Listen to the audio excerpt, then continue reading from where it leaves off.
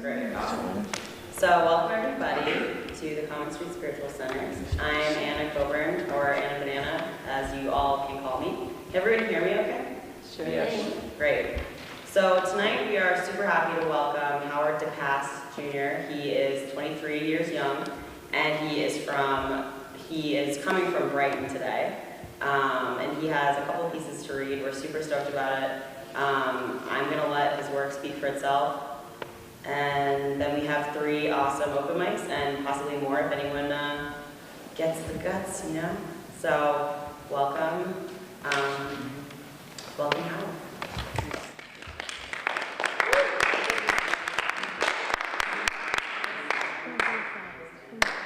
No, don't be excited. He can't take you anywhere. What he was saying.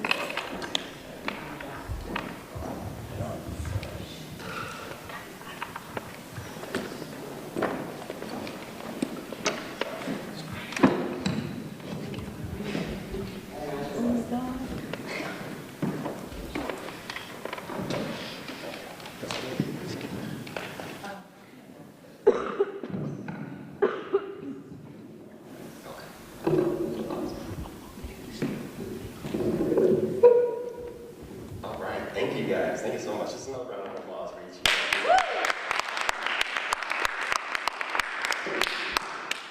you. You may hear it in my voice a little bit. I'm getting over a cold, so if I sound a little raspy, I apologize in advance. I'm not trying to fool you guys. I'm trying to trick you. But no, and thank you, Amy, so much again for having me here tonight.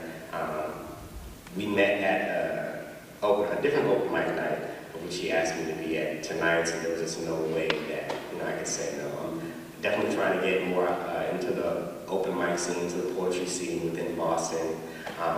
So yeah, I'm not going to say too much about myself tonight, because the hope is that by the end of my poems, you'll be able to find out a whole lot more than you do right now. But yeah, so a quick thing about myself is, again, I'm originally from Maryland, Silver Spring, Maryland, but I moved down to Atlanta in high school, came up to Boston for college, graduated from BU, and since graduation I have been working, but again, trying to get out into the poetry scene, and a friend of mine, myself and a friend, started our own poetry collective called Caretakers of Humanity. So please, if you want to like us on Facebook, feel free. If you want to follow us on Instagram, feel free. We appreciate it. So yeah, let's go jump straight into it. The first poem that I'd like to perform is called Speechless, and it's really just my way of sort of understanding that we all have been, I believe, blessed with gifts in one way or another. And this is just sort of me knowing, realizing, understanding, sort of, processing the fact that spoken word, poetry, I've rapped as well, just the love for words is very much my gift. So this is Speechless.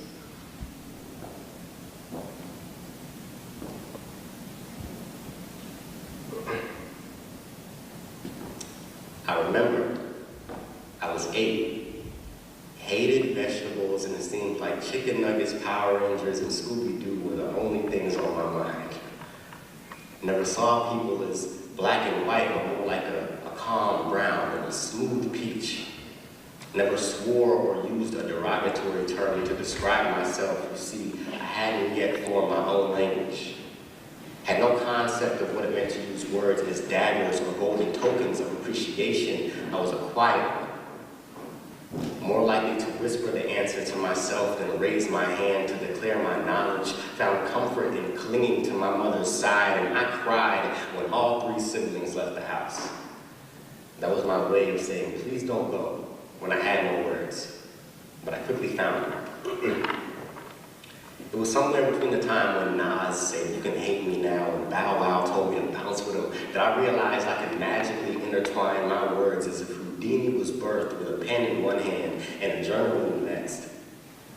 And pretty soon, my music catalog changed from Aaron Carter to Eminem. Went from being in sync with Justin Timberlake to finding change with 50 Cent. When Ludacris, the first time I heard Pat Poose, and all of a sudden lyricism, flow, wit, and diction were all highlighted in my dictionary. And pretty soon, Howie D was born, and I rapped about school and my classmates, girls and my girlfriend, my family and my friends, just the people who comprise it. I let my opponents know why they didn't stand a chance at the mic. Let my female friends know that as long as you stay in a hole, nobody can label you a side piece. And when the mic wasn't in my hand, I was regular old me again. Talking to my friends who are simply an extension of my core, trying to counsel them through their tribulations. Soon enough, I told Chital to do away with the drama, for this life is no playwright. Told him Megan that every feeling he has and every word he uses to describe them is an anchor to my heart. We share the same sentiment. And the more I spoke, the more I heard you're wise for your age. You gave my emotions words. That conversation saved my life, and then it happened. Right there on BU's campus. My freshman year, a gentleman told me he liked my cross and asked why I worship Christ. When I openly and honestly told him that it's how I was raised, and I can't seem to do this thing called life without a savior, we had a moment, and I'm not too sure what it was. I never tried to force feed him the gospel. I never tried to tell him he was wrong, just simply share my story. He opened up like a daffodil on March 21st and told me he was exploring faith as well. And 2 years later, he would change the way I view my words forever. So picture this. I'm outside the BU hip-hop cypher, spitting rhymes, dropping lines, and after I made my exit, I entered into his presence. He asked if I go to church around there, and when I said yes, he responded, Howard, you're the reason I became a Christian. Now, let's stop right there. On the outside, I was half sunflower in the wind, half LeBron with his first ring. Cool, but excited. But on the inside, I was Usain Bolt taking a victory lap around the track. My jaw shook hands with the floor. My smile broke free. I was tap dancing. I can't even tap dance. Understand that I take no credit whatsoever for his newfound relationship to Christ, but I nay-nayed my way to the dining hall after he told me. I'm pretty sure that's what the angels in heaven do when somebody says yes to Jesus. I was just honored to be a part of the process, to know that my sentence was an assembly line, and the order in which I placed my words upon a conveyor belt to his ears would result in a package that granted him life eternally.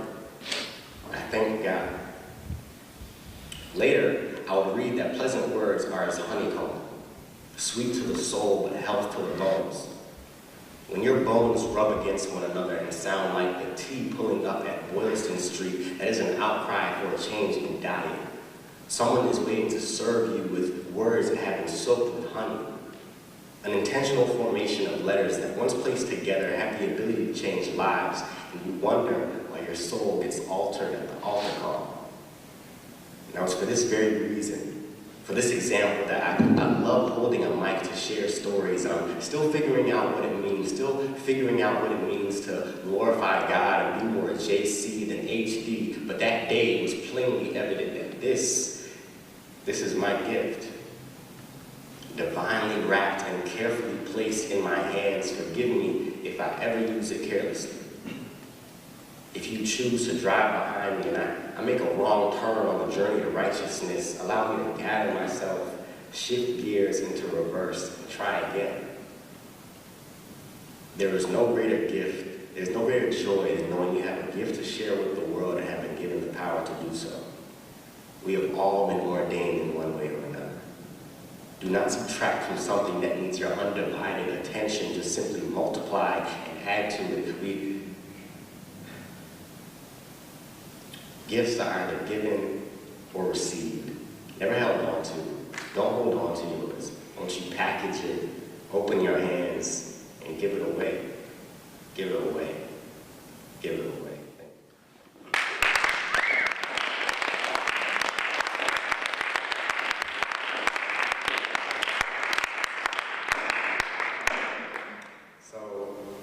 Again, I was speechless. Very much a true story.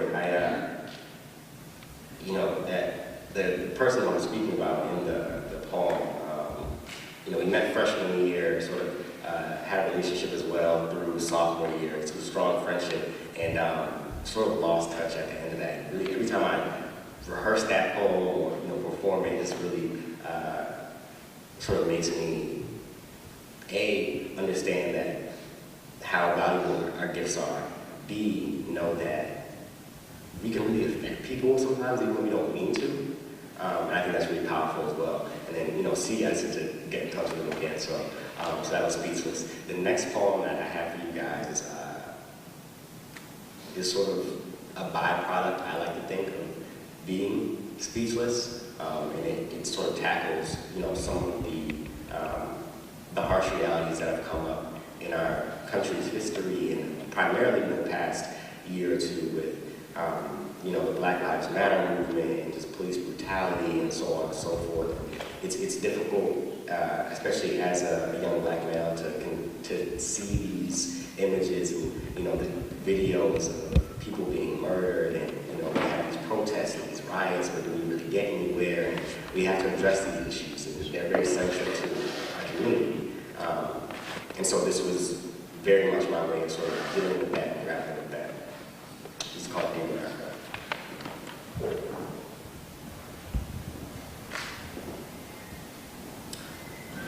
Confidence, an honest tongue, a strong physique, immense knowledge, style, dark hair, brown eyes, and chocolate skin is America's worst nightmare.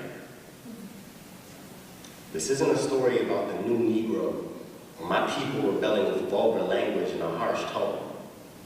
This is an account of a country's disgust with the very people it breeds. Chew me up and swallow me whole and spit me back out as if I never belonged here.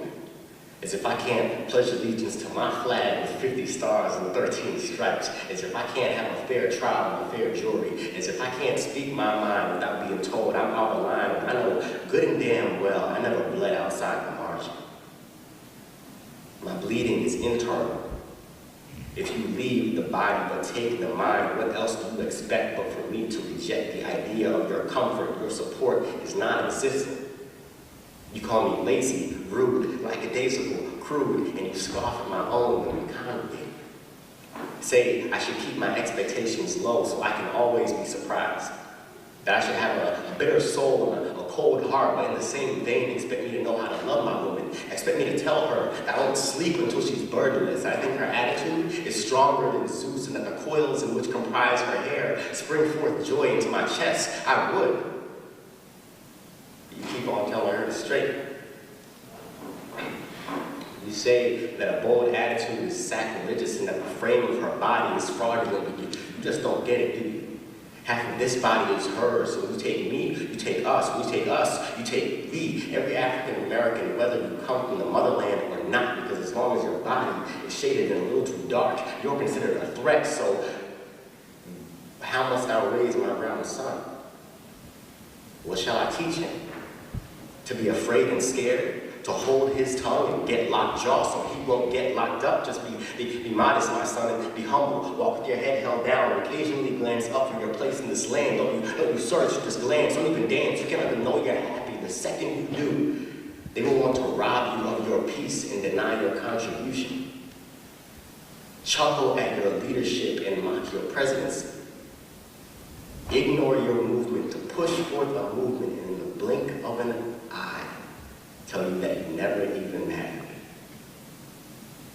You'll hear excuses to justify your death. They'll desensitize you to watching your kin get killed in frigid blood, and they will do so until it's normalized, but deep down you know that this is anything but the status quo. There is nothing normal about one of your unarmed brothers being murdered every 28 hours. These circumstances are torturous. They're meant to break you down, decay, and erode you, and there is no set mechanism to fight back. But today, we know that we are living in a time that pleads for love and support, crying that if we don't lift one another up, the enemy will simply have his way. There is no space for violence in a closet full of peace. There's no room for normal in a room full of legendary. Dear America, you gave birth to us and then left us abandoned in the delivery room That's okay. Strength has adopted us and we live in resilience. We are here to stay. Etching our harsh realities into wet cement and networking with permanence. Get used to us.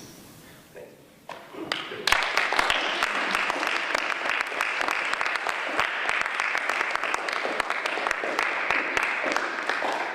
By the way, I don't think I made this clear before. If like at all throughout the poems, if you feel the need to snap or clap, like whatever, feel free. I don't want you to think you gotta be silent.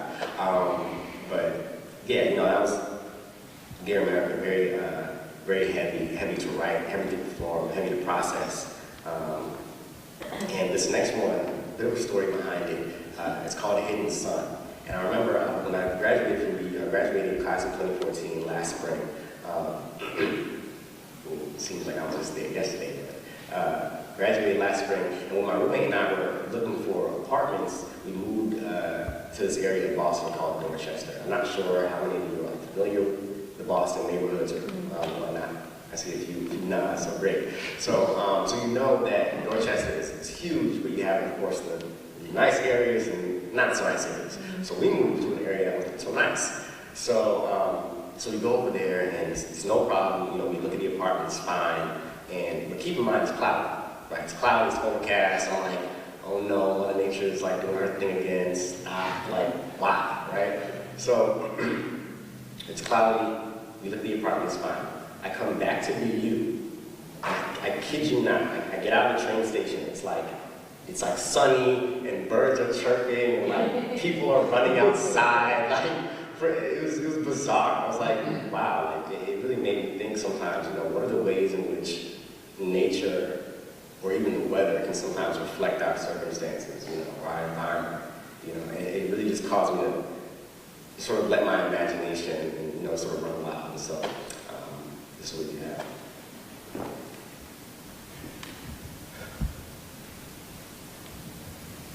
I walked outside and watched the sun slowly creep behind the clouds, too shy to say hello. I wondered if the plants felt my pain, or if one blade of grass said to its green counterpart, you know that ain't right. But why hide? Why hide the energy source that's needed for mankind and nature to coexist? Why dim the lights on a beautiful canvas that makes Van Gogh's soul go solely into a state of elation? It's hard to enjoy an eclipse sometimes. I want to document the once-in-a-lifetime moment better than Microsoft. What I really want to do is take off that red-orange mask, silence all the scientists, and say, look at God acting all timid. Don't be modest, Lord. On one hand, I'd like to say that when the clouds appear, there's no need to worry. It's no big deal. Who cares if the sun is sealed? It needs a break too, right? But on the other hand, my fingers tell my brain that it's much deeper than that. And there's a lot more to it than overcast days versus sun rays on Sundays. Think of all that happens when the sun don't shine. She's gone. The skin suddenly longs for shelter, and life forms that were once known for basking in solar-stained temperatures now hibernate. But again, let's go deeper. I go a little further. When the sun don't shine, the homeless are out on street corners holding onto buckets for dear life.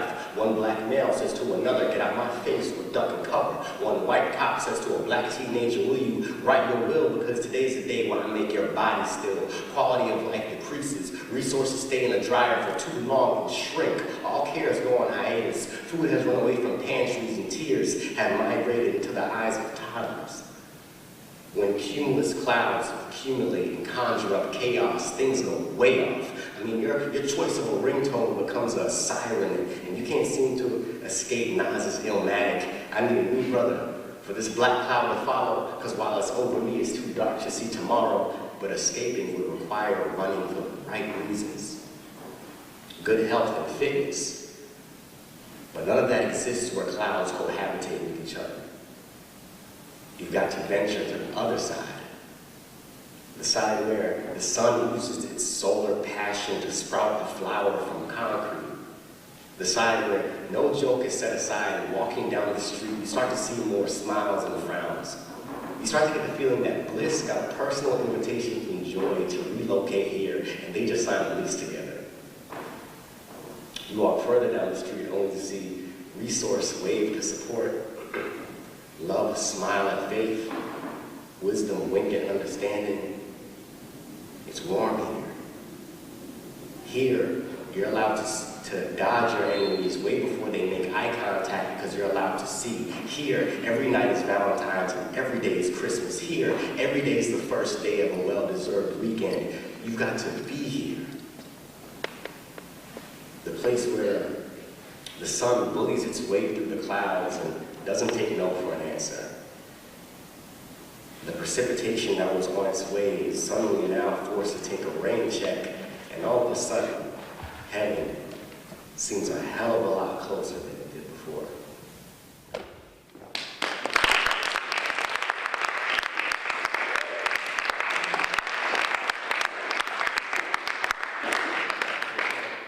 Reason you guys are still with me, thank you.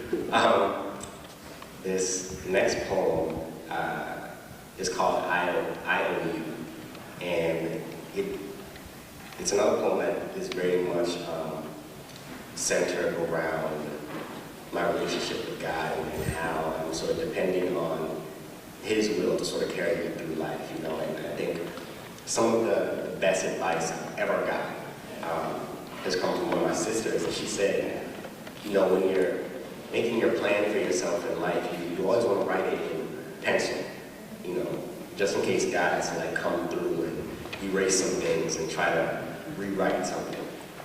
You know, if you start to write it in pen, if you start to etch it, you know, too hard in stone, just the rewriting process is going to be a lot more messy. It's going to have to cross some things out and write on top of it, that kind of thing.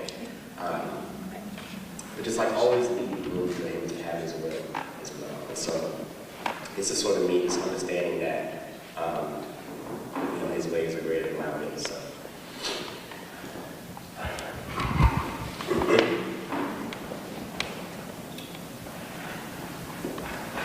Be a leader, she said. Mature every year, He advised. Follow your heart, they told me. With these instructions, you just crafted the perfect formula for greatness. But of course, to be great is something that's easier said than done. It is the flame within you, burning your insides to move forward and leap over boundaries just when the enemy etches another line of chalk into the concrete. It is when you go from being failure's sidekick to its disciple. Being great is when you decide you are not the only one you must live for, when you realize someone you can't see died for you, and all you want to do is return the favor today, or you cry out and let us be great. I never always knew where I was going or how I'd get there.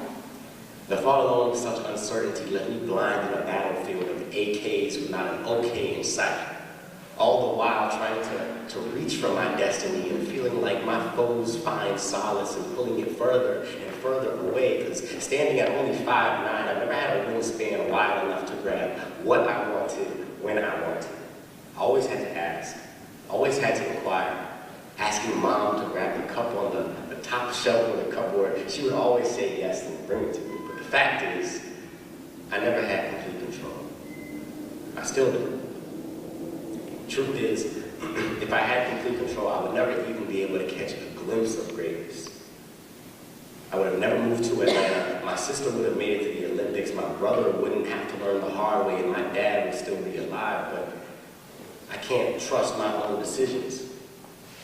Can't count on my own plan when it's saturated with the thoughts of my mind. I need someone who can trigger the desires of my heart, and as much as Mama knows best, Jesus knows better. So how do you thank God for God? Not for any action in particular, but just for being.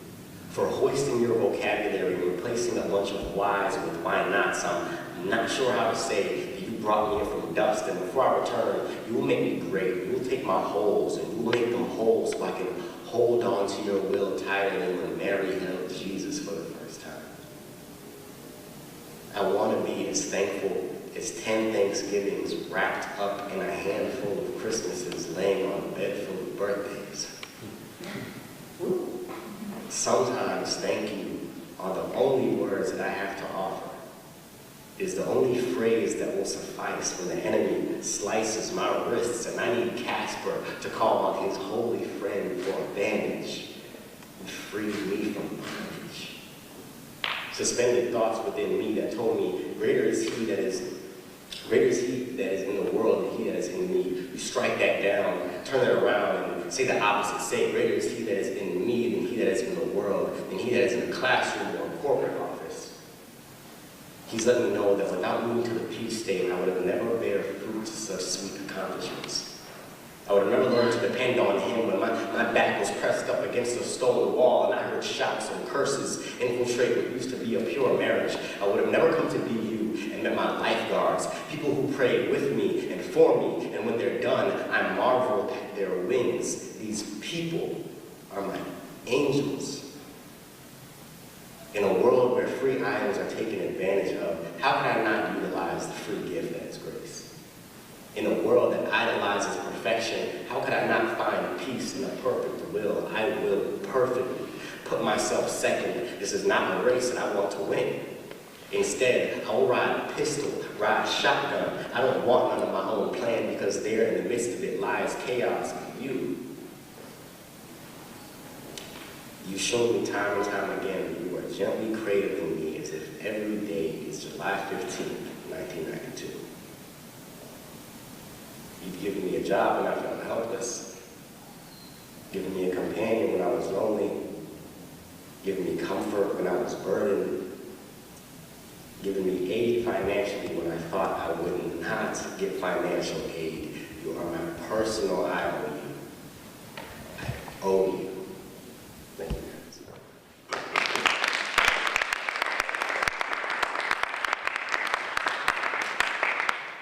So that's crazy. Time flies. Like when I was rehearsing this, I was like, oh my God, I'm too long. And then I come and perform and I feel like time just went by.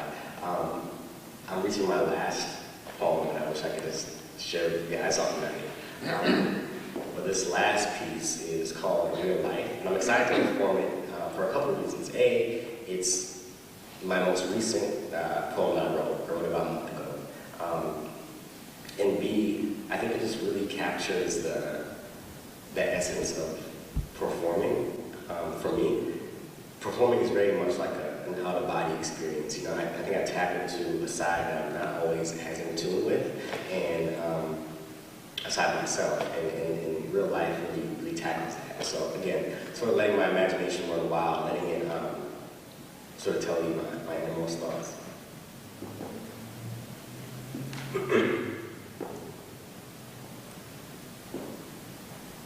I'm not like this in real life. This stage, this performance is not real life to me. It would bring me great joy, great pleasure to open up my lips and confess that after this poem is over and I sit back down, I will be just as calm and composed as I think of myself to be.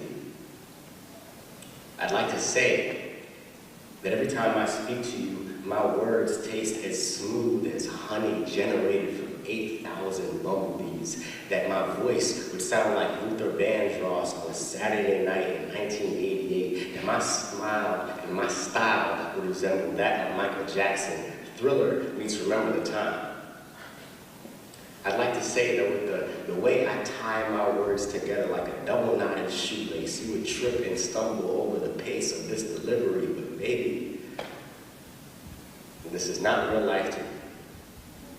When I sit back down, I'm a bit awkward, smiling at all the wrong moments, laughing at all the wrong times, not half as fresh as I wish I could be. Unable to find time to gather my words because they just don't come as easily if I'm not writing lyrics or a poem. You ask for me to explain myself. To open up my feelings so you can dive heart first into my emotions as if you held on to the feet of Michael Phelps at the Olympics. I can assure you, there's no water here. Sometimes I stumble over my words and it takes me a while to think of the right things to say. Trust, this body is no machine of words that make you remember the days that you were 5 years old in Savannah, Georgia, running through a bed of flowers. There are times when the right phrase darts out and the perfect word dives across the finish line to beat second best, but those moments come like eclipses. What I do on this stage, what I represent, is not real life. More often than not, I'm just a kid standing 5'9" from Silver Spring, Maryland, who just so happened to fall in love with soccer first, words second, God last, but now he takes precedent. Even so, the affinity for words have stuck around just as long as he has. The lust to intertwine my words and push my vocabulary to new limits is now way more important than seeing how many times I can juggle my soccer ball until I reach the World Cup. I have all these words at my disposal. And no, I do not always use them in the right way. Sometimes I'm jagged, a bit rough around the edges, afraid to be vulnerable, introverted, too much deep thought and not enough application, not enough kiss and closed 4-page letter, and a bit too willing to rock the boat, but please. I know that what you see is what you can't stand to accept, but there is no me without all of you. All of the delicate intricacies that went into this gene pool. I'm still learning how to swim. I'm still learning how to love myself.